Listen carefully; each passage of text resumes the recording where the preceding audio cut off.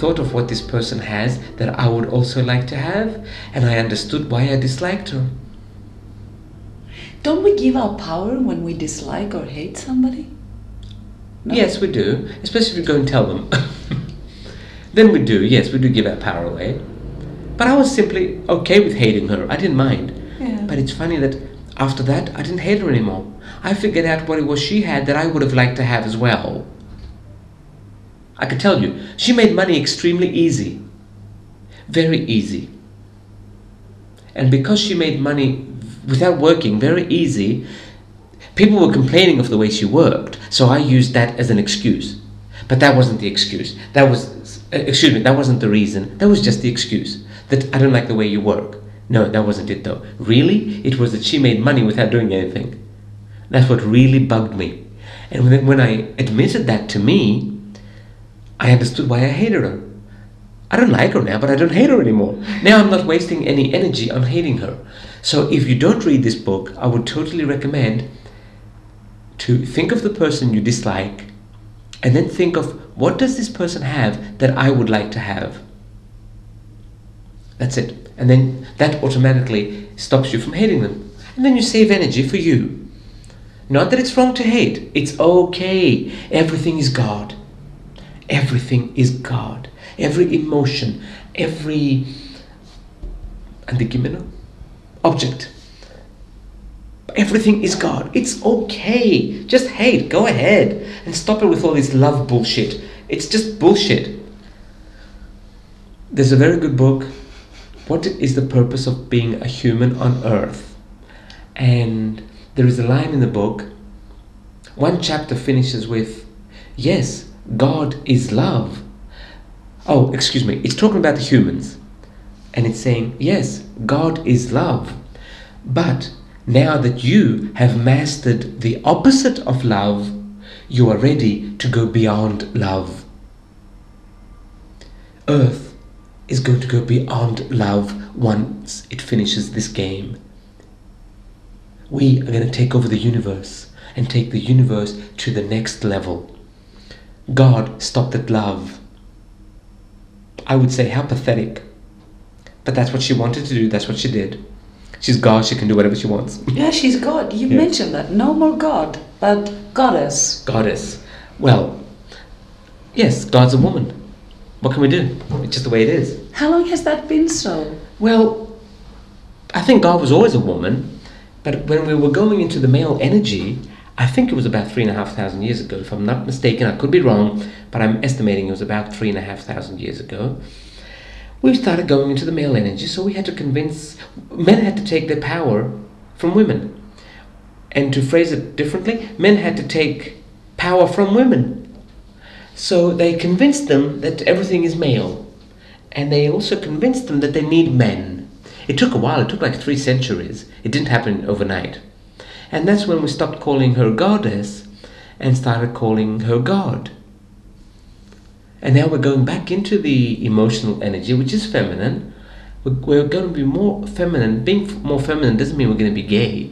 It simply means we're going into an energy that feels rather than thinks. There's nothing wrong with thinking, but thinking is a very masculine energy, so we had to say God.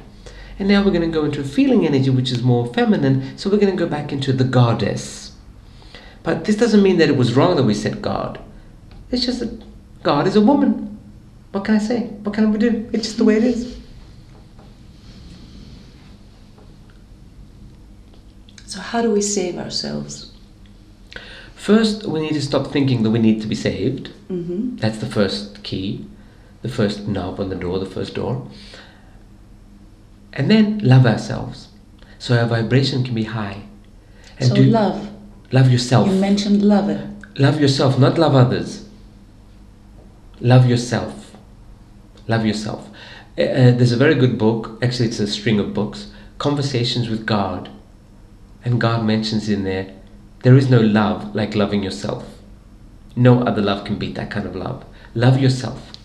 That's all. Love yourself. And if you think you can't do it, try it with the mirror. It worked wonders for me. Go to the mirror and say, I love you. And whenever you've got a spare minute, sit down and say, what would I like to do right now? And go and do it. Go and do it. Don't think, oh no, I've already had ice cream today, or I've already had too much chocolate. Go and do it, because that raises your vibration. And if you have a higher vibration, more soul comes in, then you would need to be saved. Of course, you might say, yes, but if I have chocolate every day, well, you're not going to have chocolate every day, or you're not going to have a tub of Haagen-Dazs ice cream every day. But when you want it, go and get it. You might be a couple of kilos extra, but you know what? You'll be happy, and there'll be more soul in there. If you're going to die, might as well die happy. Are we stepping out the karmic wheel? Actually, we are. Karma is very much a third dimensional game. There'll be no karma in the fifth dimension. And that's why so many of us are finishing it now, and that's why so many relationships are more and more difficult these days, because we need to burn out this karma. What we're doing with relationships now is we are extinguishing karma. We're taking back our power, if we have given it to them in another life, or even in this one, and we're ending things. So past lives do not affect us anymore in this dimension. In the new dimension, they won't. Dimension. They won't. No, they affect us very much in this dimension. Again, because as we said, the vibration you leave the game with is the vibration you come back into the game with. So it's like you take off where you left off. It's just like that. And that's why past lives affect you so much here. But in the new dimension, no, karma will be gone. It won't be part of the game.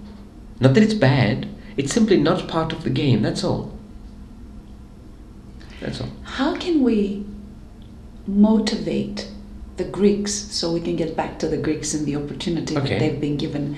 How can the Greeks be motivated in order to enter to this new concept that you've mentioned of life? There is no thing as fortunate and unfortunate, but I have to use the word. Unfortunately, they're going to be forced to do it. By what? By whom? Economics. Economics, and their family structure won't work. It's fake. Every family structure is fake because it's forced. And something forced is fake. That's why we're forcing it. And in the new energy we're going into, you cannot force something. You cannot force anything. And Greeks are forcing the family structure, and it's collapsing. They're forcing their relationships because they think you have to be with someone. Of course, everybody would like to be with someone, but in Greece, you have to be with someone. It's not a matter of liking. Their whole life, all their money, all their time, all their energy is spending on finding someone. So they're going to be forced to go into it. And economics as well. They're going to get so broke where they're going to start asking questions. But I don't think there's an easy way. Will they be able to pay back their debts in any way? Yes, they will, for two reasons. One, the debts won't matter very soon. They'll just press delete on the computer. That's all. However, once you find yourself, and once you like yourself, and once you realize who you really are, you start living for today. The problem that Greeks have, along with many other nationalities, but we're talking about Greece now because we're Greek, and we're in Greece. The problem that Greeks have is they're always living for the future. They're building for the future. They build houses for their children. I know in many countries this is unheard of because those countries are logical. Greeks, if you have Greek parents, you're guaranteed a house. So they build for the future, and they spend so much money for the future. But once you know who you are, you only live for today. So you will only be spending for today because you know that the future will be taken care of. As you start spending for today only, the money circulates faster in the community and in the society and in the world eventually. As it circulates faster, more people have it. As more people have it, money creates money. Money goes to money. So it will create more money just by circulating faster. And then, yes, we'll be able to pay off debts quite easily. However, as far as European countries are concerned, I think Greece is number 14 in the amount of debt it owes. So it's not so much that we owe a lot of debt. We owe a lot of debt compared to what we make. And that's why it has brought us problems. But once we start making more because money will be circulating faster, then the percentage of debt will be small, much smaller.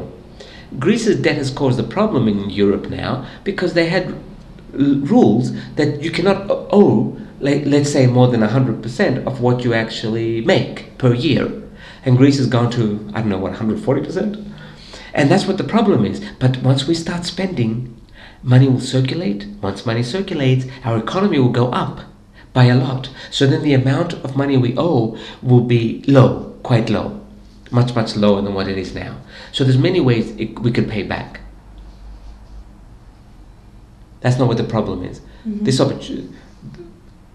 This is a blessing for Greece. All this debt and all these problems are a blessing. But you see, we are so, obsessed. We are so obsessed with comfort that right now we are leaving our comfort zone, and it's causing ripples in our society because we're simply obsessed with comfort. It's funny because we have been rich for so long.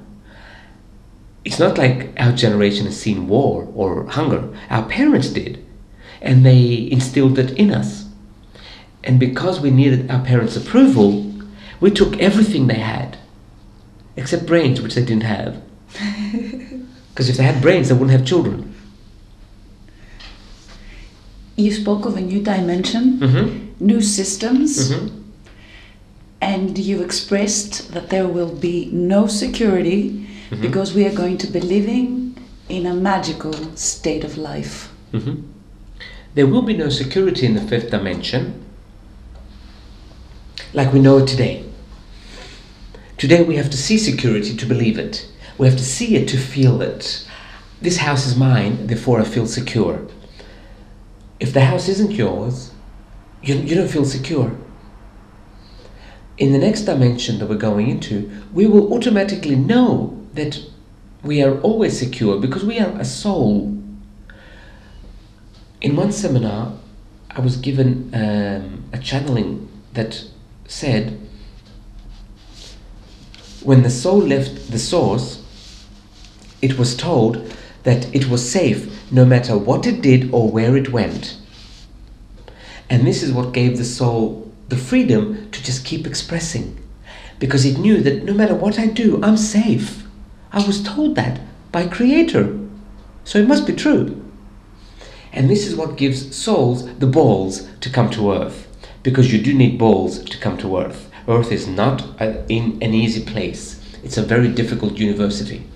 One of the most difficult universities, if not the most difficult university in the cosmos. Now, that's where we're going to reach now too. We are going to know that no matter what I do, I'm safe. And that thought will take us to a different vibration where nothing does happen to us. Nothing does. And that's why we're going to let go of the need for security in the next dimension, which is very, very close. And if we let go of it this year, in 2012, we will go to the next dimension very fast. The next dimension, the fifth dimension, is not necessarily a geographical place. It's a state of mind. It's a state of living. Everything will be much easier. You will know more. You will express more. You will live in a state of bliss because you like yourself. We don't have to go to the fifth dimension so you can live in a state of bliss. You can live in that state now as long as you start liking you.